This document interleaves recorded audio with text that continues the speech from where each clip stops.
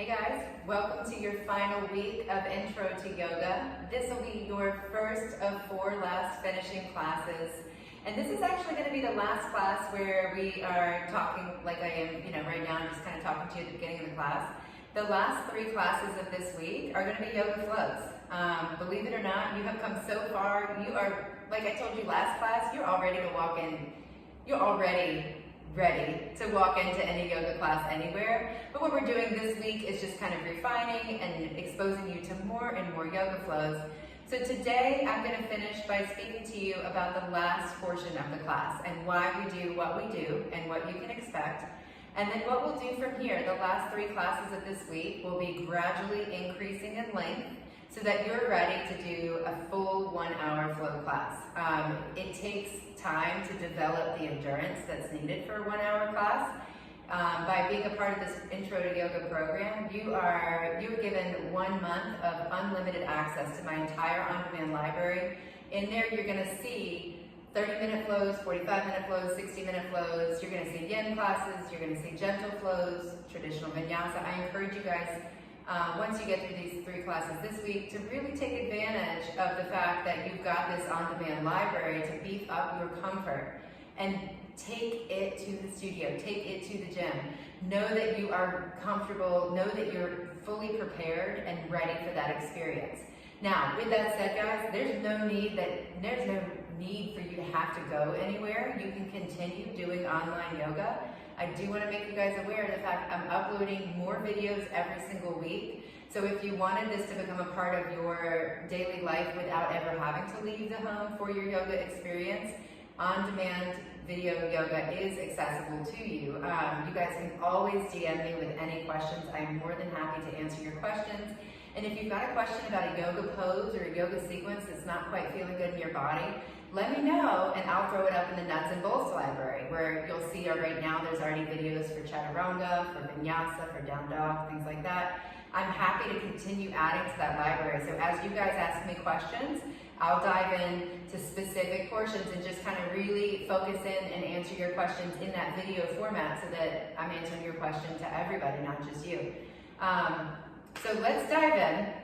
Today's unusual because we can actually start at the end instead of starting at the beginning. So you guys have been doing lots of yoga flows at this point. I think you're pretty comfortable knowing that we begin in a child's pose or ragdoll forward fold or something like that, just bringing our awareness to our breath, letting ourselves kind of ground to our practice, calming our nervous system down just a little bit. Then we begin to move the body with the breath, coming through some integrated postures like cats and cows, and balancing tables, another one that we've done. We kind of warm up our down dog, we warm up our up dog, we warm up our forward folds and half lifts, just kind of get the spine moving, right? That's kind of the very beginning of the class.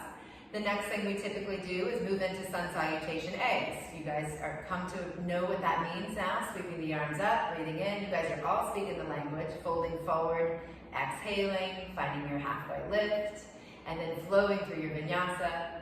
Then we typically move into sun salutation B's, chair pose, warrior 1 on each side. And then we take the body of work, crescent lunge, warrior 2, maybe a little extended side angle, triangle pose. We typically come to a side-facing position at some point, whether it's folding forward or finding a headstand or a handstand maybe one day. Maybe that's will be a part of your practice down the road. Last week, I think we did I know we did a goddess squat, bending those knees, arms like cactus. That's another common shape to take. And then we typically come back forward. Last week we did a pyramid pose facing the front of the mat before we flowed through our vinyasa and did the other side. There's a lot of different poses that will be subbed in when you're side facing or when you come back to forward fold, but you guys generally know how to expect a yoga class to feel up until that point. Last class, we added in the element of balance. That a lot of times balance is worked into the yoga flow. So as you guys do these next 3 flows with me, you'll see some examples of that, where it's not always a section towards the end. It's sometimes integrated in the standing body of work, and sometimes it's integrated in there and at the end. So it really just depends on what sequence the teachers develop that day. But what happens after that? This is the part that we haven't really dove into yet. What traditionally happens after all of that, you kind of wiped out at that point, right? You come onto your belly. I often take my students palms facing up, one cheek to the mat, just rest. Just finding some rest, okay? And we might do the other side. And then we need to do something I like to refer to as spinal toning. I know that can be like a major controversial word, that word toning. Call it what you like. Basically what it is strengthening the back of the body, okay? So we oftentimes, you know, in Western culture, we're thinking like crunches, like abs, I want to be strong, I want strong core, strong core, strong core. What we often forget is that part of that strong core comes from the back of the body as well. So it's very difficult to hold yourself up in a straight, tall shape, like in a meditative stance or in a balanced position or in any of these yoga poses, without aligning and strengthening the spinal muscles, okay? So we spend some time working on that most classes, and then we typically come onto our backs and we work the front of the body, okay? So that's kind of more obvious, right? Like we know we want a strong core, and if you're taking an hour or 45 minutes out of your day to exercise, it's nice to integrate some core exercises, right? I mean, it's kind of a part of most other forms of exercise, so why not put it in yoga? A lot of people think that's the only reason that it's in a yoga class, and I'm here to tell you that's probably the least reason that it's in a yoga class. The ancient yogis would take these core exercises and use them as a way to excavate excess energy. I know I'm going kind of deep here, and most people that practice yoga every day don't even know this stuff, so I'm really taking you guys with me on a trip here. But essentially what happens when we practice yoga is we've got energetic channels running all through our body, right? And sometimes they get stuck. So we're trying to breathe energy through all the parts of our bodies, but there's little blockages, right? You might have heard of like, my throat chakra is blocked, I'm having trouble communicating, my heart chakra is blocked, I'm having trouble connecting, my root chakra is blocked, I'm having trouble feeling safe and secure, right? So we practice yoga as one way of clearing those energetic channels out, right? So all these standing postures, the twists, the leans, the breathing, it's all integrated, it's all designed to clear these energetic blockages. When we come onto our core exercises, what we ask of you is that you forcefully exhale using that ujjayi breath in quick repeated positions. Now, if you were doing something called pranayama, which is the practice of breath, you might hear this breathing technique called Kapalabhati. I'm going to show it to you guys here, and I know it seems a little funky, and I'm okay with that. We're going to first review our ujjayi breathing. We did this in week 1, but I'm just going to do it again. So make sure you're in a comfortable seated position. Take a big breath in. Ujjayi sound, open mouth. Take all the force from that exhale with lips sealed. Little constriction in the back of the throat. Big breath in.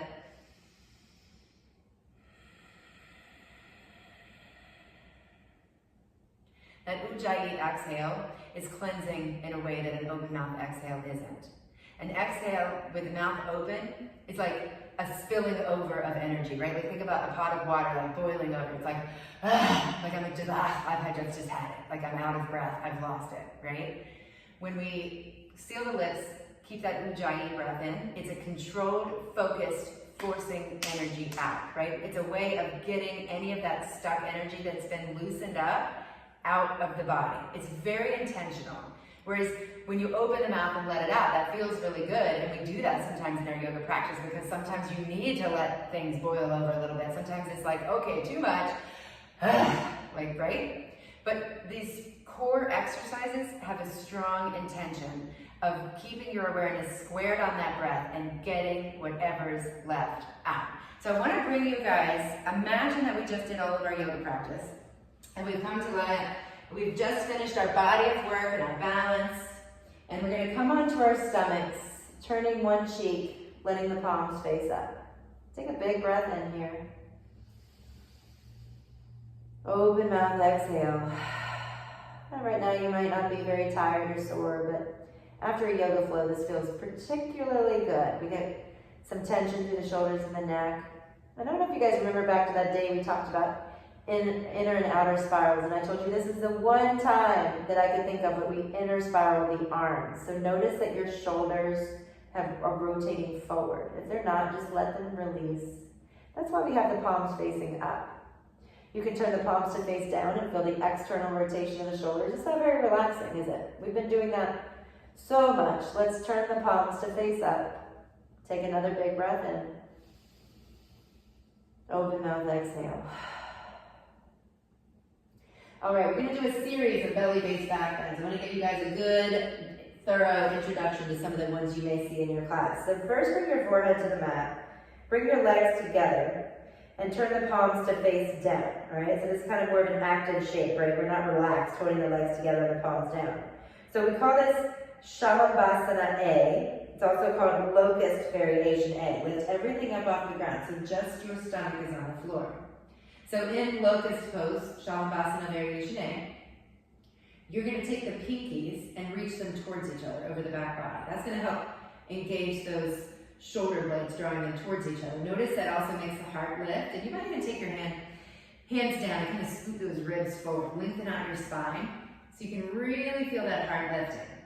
Now as you draw the inner thighs together, those inner thighs are working, the glutes are working, the lower back, the middle back, the upper back. And at some point you're probably going to start to feel like, oh my goodness, lady, you're going to let me down anytime soon. And this is when we take our breaths. Take the breath in the body to the belly. Feel the belly press into the mat. Exhale all the way. Take one more breath in, lift a little taller, belly pressing into the mat. Exhale all the way. Now this time, lower yourself down, rotate the palms to face up, turn a cheek. So now you've got your other cheek pressing into the mat. I'm going to stop the video here. Yeah, we're still doing it good. All right, take a big breath in and out. Feel that gentle inner spiraling of the shoulders as they roll forward. Feel the neck releasing. If this is a lot for your neck, you're not alone. You can always place like a little towel roll underneath the back of the skull so that it's a little less of an intense stretch. Just knowing that you'll get here eventually. All right, for Shavasana B, a different variation of locust pose, you're going to lace the fingers together behind your back. You can take a towel and hold on to that towel instead. Now you straighten the arms. Notice the shoulders are rolled back and down. Lift the feet. Look up through the eyebrows and begin to breathe, belly pressing into the mat. Shavasana B, one more breath in. One more breath out. Slowly lower down. Now this time make a little cushion for your hands. We call this alligator pose. Make a little triangle. That's where your forehead goes. Bend your knees and windshield wiper your feet side to side. All right, we've got one more belly-based back bend I'm going to introduce you to. It's called floor bow. So in floor bow, I want you to walk your knees back a little further on the mat, and you're going to reach your hands back, grabbing a hold of your feet and ankles. I'll show you guys a single leg variation in just a moment. So if you can reach one and not the other, just hang in there. I'll be there in a second. So draw the shoulders together and down the back. Lift the heels up and press the shins back as you lift the chest. Again, bring your awareness to breathing into the belly, pressing it into the mat. Hold that space. Feel how you've lifted. Exhale. Hold, hold, hold. Do it again. Gently lower yourself down. And we're going to take one leg at a time as a variation. I'm going to get my kneecap back in the right place. Sorry, guys. All right. From here, take just your left hand to your left ankle and extend your right arm and leg long. So everything's lifting just like it was in your traditional floor bow, but we look a little bit different this time. Take a breath in.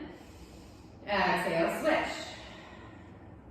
Right hand to the outside of the right ankle. Take another breath in and switch. So you can alternate side to side, or you can hold for multiple breaths each side. Take one more breath in and one more time. Make that pillow for your head. And maybe you circle the feet this time. Make a little like helicopter circles to the right and then to the left. All right, guys, take your hands under your shoulders, press up through tabletop, crawl to the front of the mat. Now we're going to practice those forced exhales. We're going to do something you've probably done before. We call them bicycles. Call them yoga bicycles because you're in a yoga class. But really the difference is those ujjayi exhales. All right? So what I want you to do is take a big breath in, full ujjayi exhale. Now as you're doing your yoga bicycles, you're going to take an ujjayi exhale every time your elbow touches your knee. So by the way, a yoga bicycle looks like this, in case You have not done it before. But what I really want you thinking about is exhale, exhale, exhale. You'll notice the inhales, they take care of themselves. You don't even really have to think about them at all. So let's just try that 3 times together without even doing the bicycles. Ready? Just like that. Let's try 5. We call this Kapalabhati. All right. It might be a little bit funky, but when you're doing a pranayama practice, you might take that Kapalabhati breath 25 to 50 times each session, each time you're coming through a Kapalabhati session. So for us to take 25 to 50 bicycles with a Kapalabhati breathing, it's actually really good to excavate any of that excess energy. So let's try it together, recognizing that you likely will lose the Kapalabhati, you'll lose those forced exhales, and you may have to come back to them, and that's okay. Maybe a big breath in and out, whatever you need to do, recognizing that, again, this is a practice. So let's begin. We'll do a set, let's do a set of 20. Elbow to knee.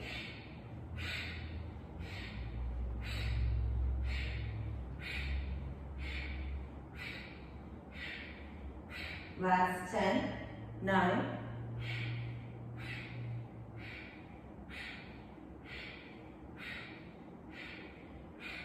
draw your knees to your chest.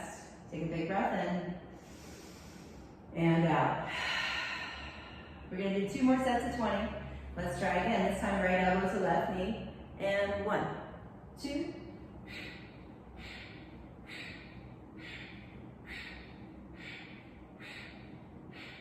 11, 12, 13, 14, 15, 16, 17, 18, 19, 20, rest. Nice job, guys. Before we do our last set of 20, we're going to take what's called a bridge pose. Bridge pose helps open the front of the body, so lower the feet, bring the palms alongside your body here, lift the tail up so the front of the hips are opening. So you're going to engage your glutes and your hamstrings in this bridge pose. Now this is the most traditional bridge pose right here, and it's absolutely fine. One of the tricks that we like to do to bring our chest a little higher over the chin, lifting that heart, is to tuck our shoulders underneath our shoulder blades. This is going to make those palms kind of face one another, and you'll notice you can lift your heart up. Now, you can also lace the fingers together and create that little bind that we've done a couple other times already. So now the sides of the arms and the hands are pressing into the mat. Whichever variation you're taking, take another inhale, and then slowly roll down. You want to come down 1 vertebrae at a time. Might even come up to the tippy toes to find that last couple of vertebrae in the tail. Hug the knees to your chest, rock side to side. Now traditionally we would take probably 2 of those bridge poses, and you will see some people in your class taking what's called a wheel pose. Wheel pose is pretty advanced. I wouldn't recommend you try it for a while, but you bring your feet down, your fingertips pointing towards your shoulders, and you press up in that way so your whole body lifts up off the ground with just your hands and feet on the mat. So for today, we're going to do 1 more set of 20 bicycles and 1 more bridge pose. So let's begin. Ready, go.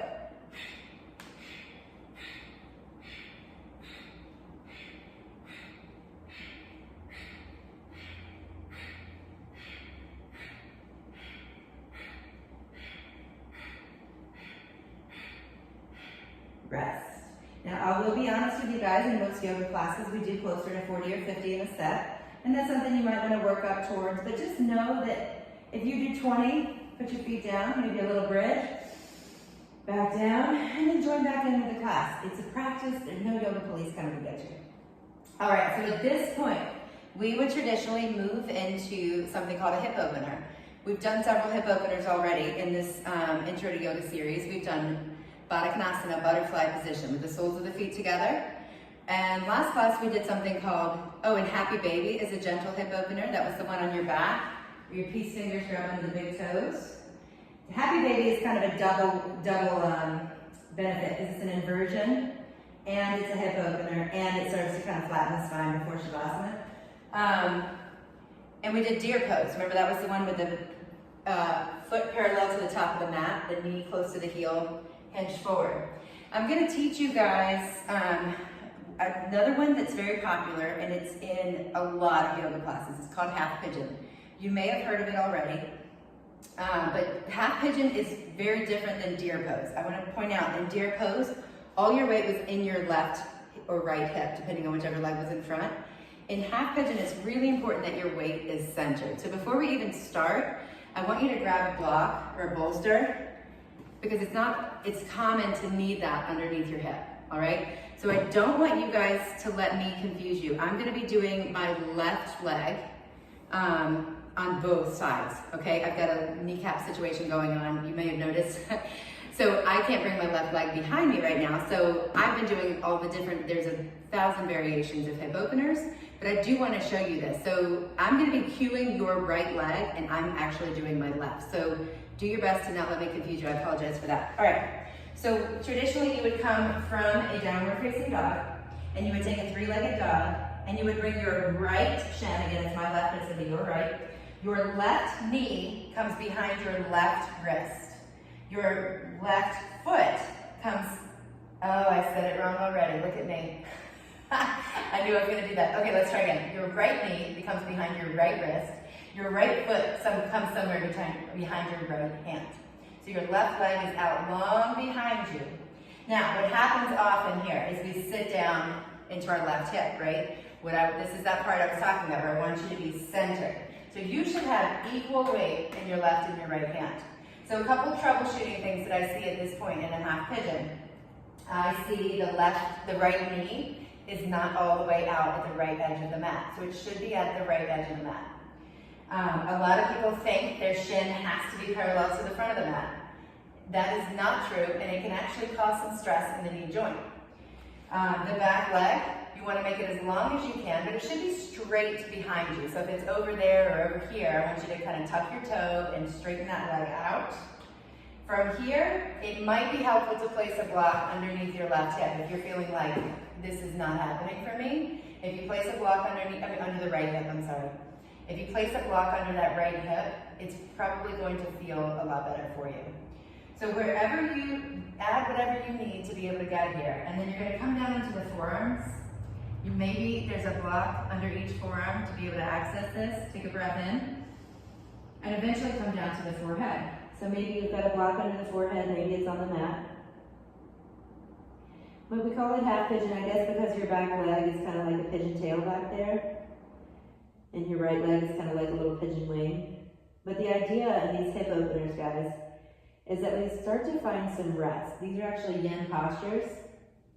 So I want you to think about doing less work. Now that you're here, it takes a while to get into the right shape, but once you're here, think about just letting go. We talked a little bit about that stuck energy before and how we use the Kapalabhati breathing technique in our core exercises to help release some of that stored energy. Another culprit is our hips. That's like one of the most common places for us to pack away experiences and traumas and things that we're not quite ready to deal with. So we get really tight hips, and sometimes these can be a little bit uncomfortable. So you want to add whatever props you need so that you can find a place that allows you to rest and keep your awareness on your breath. When you're in these hip openers, I want you to notice the thoughts that you're having. They can be surprising. Sometimes some pretty deep stuff can come up. And it's not uncommon for some emotions to bubble up here too. You might see in a yoga class, you might find someone all of a sudden weeping or all of a sudden laughing in these deep hip openers. So what yogis have trained themselves to do is to let whatever needs to come up, come to the surface, rather than pushing it back down. Let it come up. Happiness, joy, sadness, angst, whatever it is, let it come up, just notice it. Not wishing it away, not pushing it down. And only then can it release. So take another couple of breaths here.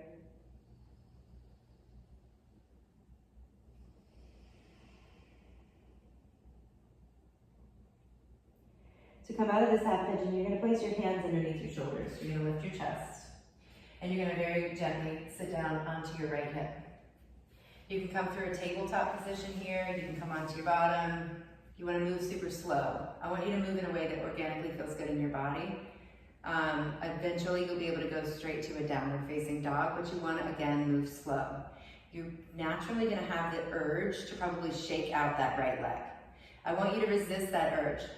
What's happening is you put a little bit of stress on that hip joint, and blood flow is rushing back into it, creating healing and making it stronger than it was before. And we don't want to interfere with that rush of blood flow coming to the joint. So instead we just move nice and slow, taking your time, making your way to the other side. All right, so I've decided I am going to do my other leg, so I'm making this very confusing. Now I'm going to be doing my right while I'm cueing left, but I'm taking a variation with a block underneath my foot that should work for me, hopefully. So begin by taking your right knee, your left knee, here I go again, to the left side of the mat. Your left foot somewhere behind your right wrist. Remember, it does not need to be parallel to the front of the mat. You're going to walk that right leg back as long as you can, centering your weight, left and the right. Your leg will be long, mine's going to be bent because I got the kneecap thing going on. And then come down to the forearms, come down to the forehead. Find your breath and settle in.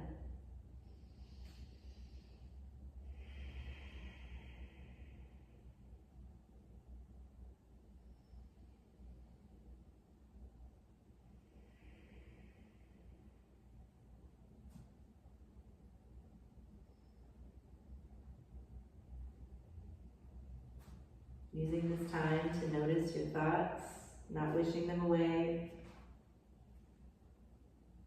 letting them come to the surface. And maybe you don't have any thoughts. Good for you, right? What a blessing. Enjoy that space. Take another full inhale and a full exhale. Let go of any tension that you can, kind of surrendering to the pose. In these yen postures, we kind of tend to hold tight. Instead, I'd like you to try, consider letting the pose hold you. Almost like you're suspended, like in a little bassinet or a hammock or something. Just let the pose hold you.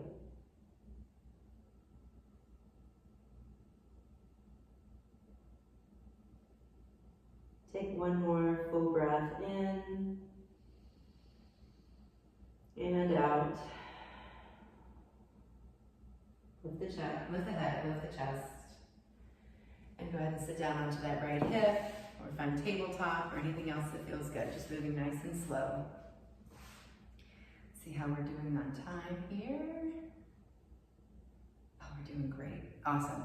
Okay, guys, so from here, traditionally, you could take, it kind of depends on what kind of class you're in, but in a vinyasa class, these hip openers would typically be a couple of minutes long. In a yen class, those were yen poses. Half pigeon isn't one of the many yen poses. Those would be held for 3 to 5 minutes at a time, typically about 4 minutes. So consider which class you're in. If you're in a vinyasa, maybe you don't put a block under your hip. If you're in a yen class, maybe you do. Just knowing that you're going to be holding it a little longer. I want you guys to be aware of that. I think that's it. So after hip openers, typically the lights go low in the class, maybe some curtains, if there's curtains they would close. The teacher's voice will get a little slower. The music will kind of scale down a little bit.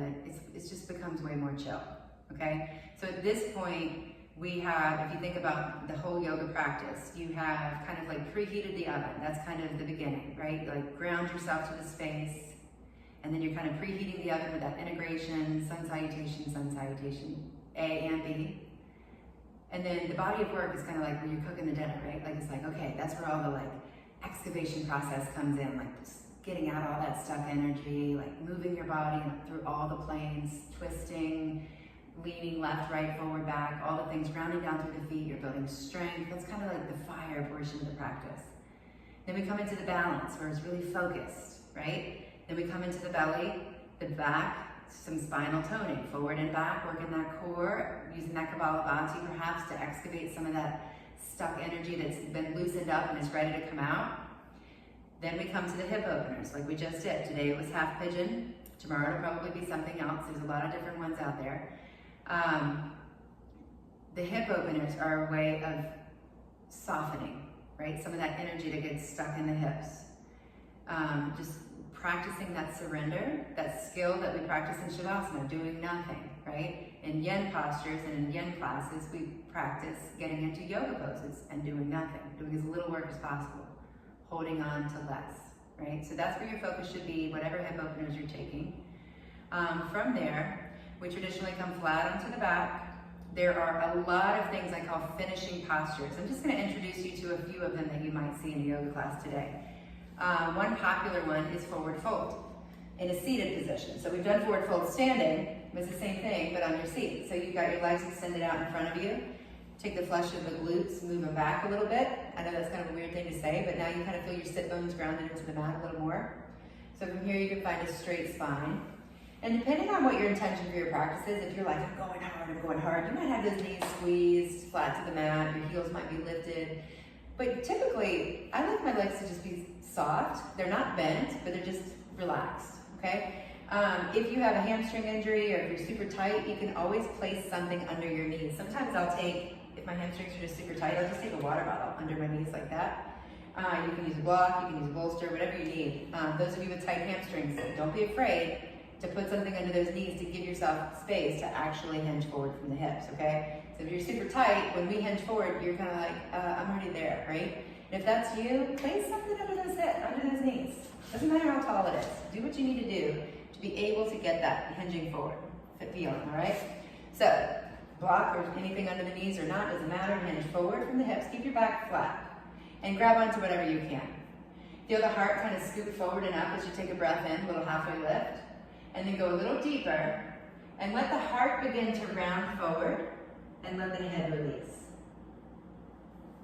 So this is your forward fold shape. I want you to take 3 or 4 breaths here.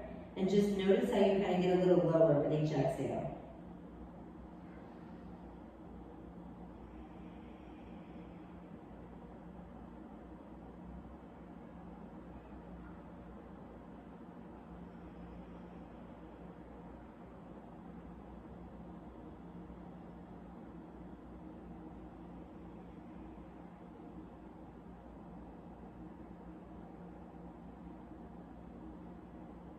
Notice if you're holding on to anything that you can let go of. Take another big breath in. Open mouth, exhale. Lift your head, lift your heart. And from here, we're going to come into a couple of variations that you may see. One is a reverse table. Your feet flat to the mat, your hands alongside your hips. You lift the hips up. And these 2 variations we're about to do, reverse table and fish pose, the purpose of these is to be able to open the throat chakra, okay? So I want you to tuck the chin into the chest and release from the base of the skull, letting the head very gently lean back. You want to be super careful, but if you're able to access this, gently draw your teeth together and feel the throat open.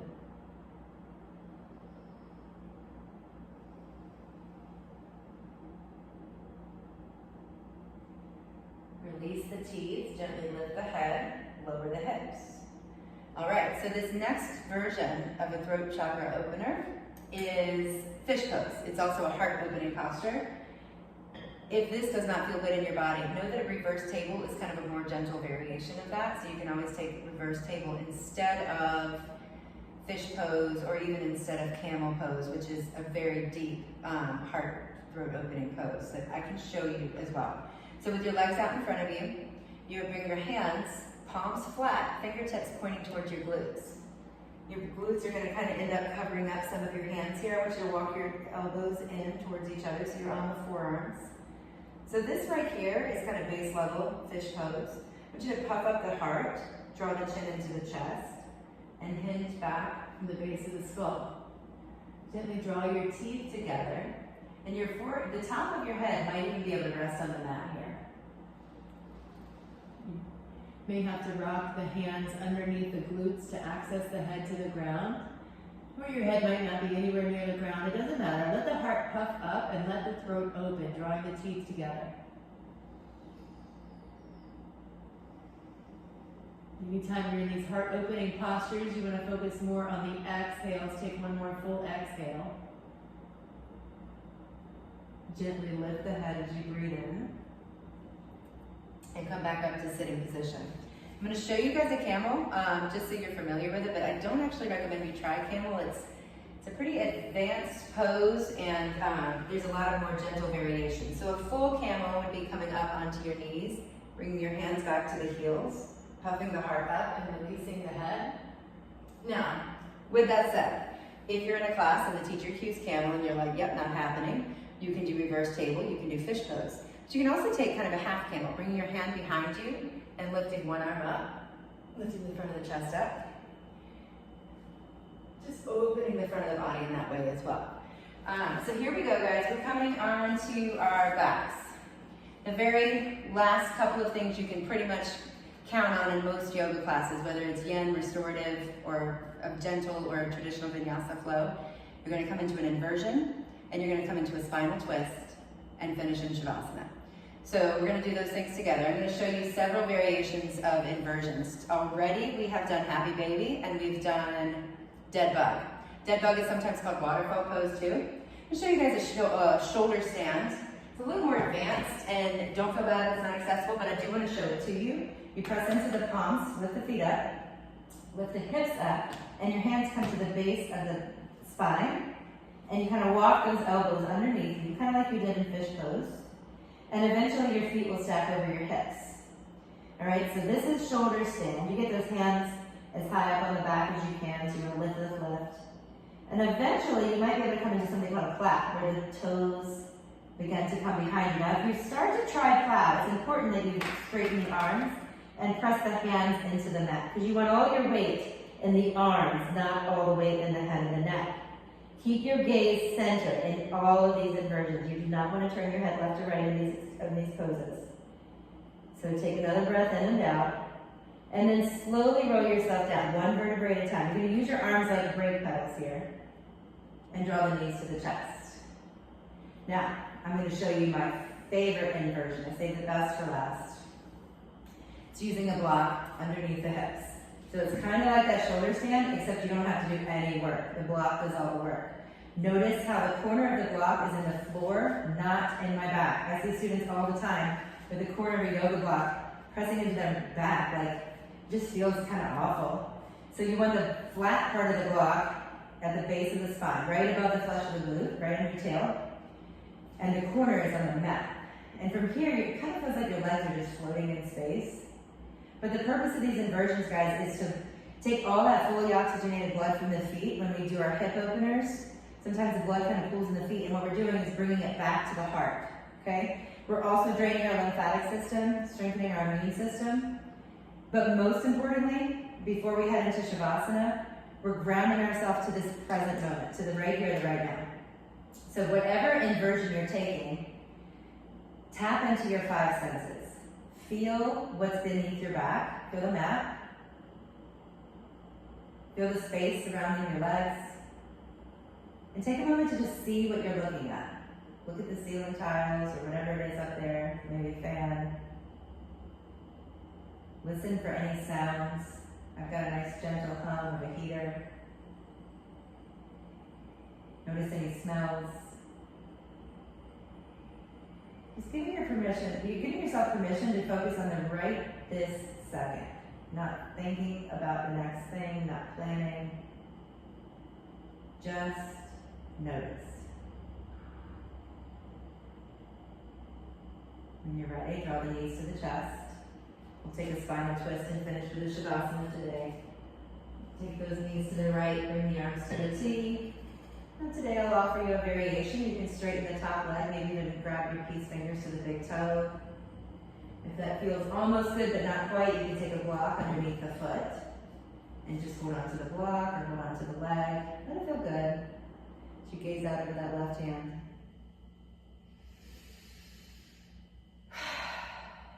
Draw the knees through center. Let them fall over to the left.